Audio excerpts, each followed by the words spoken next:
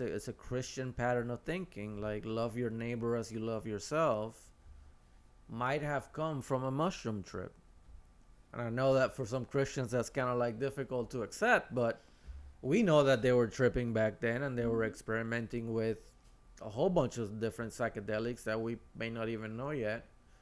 And that kind of introspection comes from mushroom trips.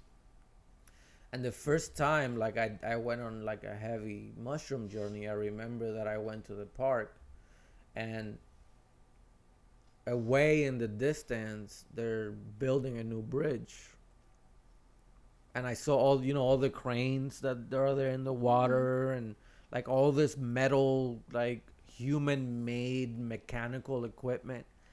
And it wasn't like a thought, like like thoughts come to you, but you feel like you have some sort of agency of them.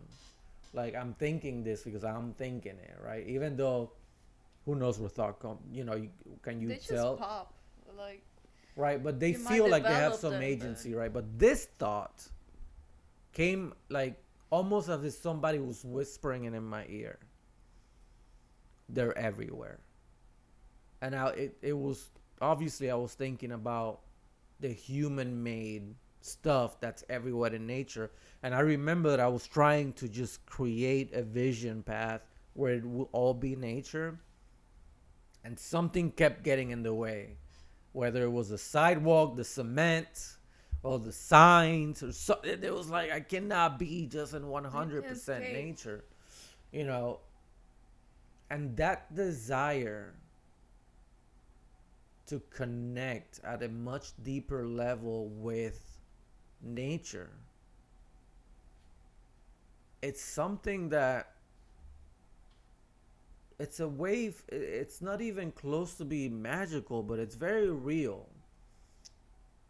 I don't know if the mushroom or the psilocybin, or, and I mean, we saw it in Fantastic Fungi how even trees like use fungi to talk to one another. Yeah.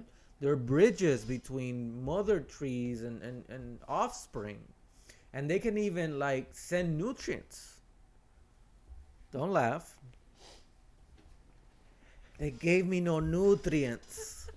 I was like, don't say it. Don't say it.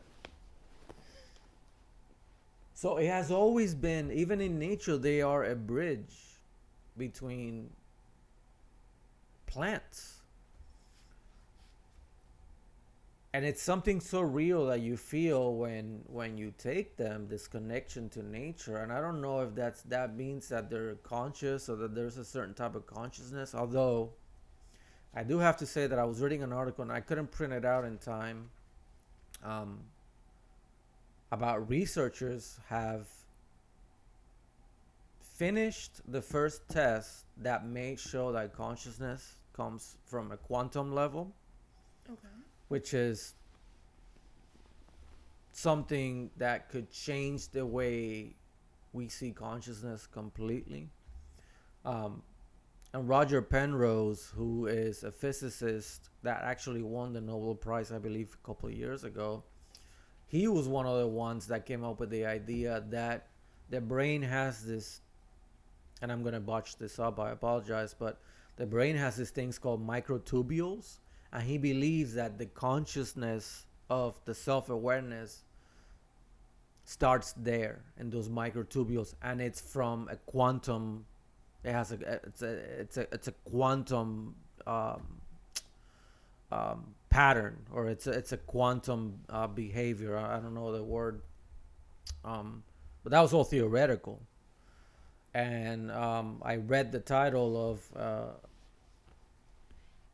an article this morning, and it said that they had done the first test that actually showed signs that consciousness may be most likely a quantum event,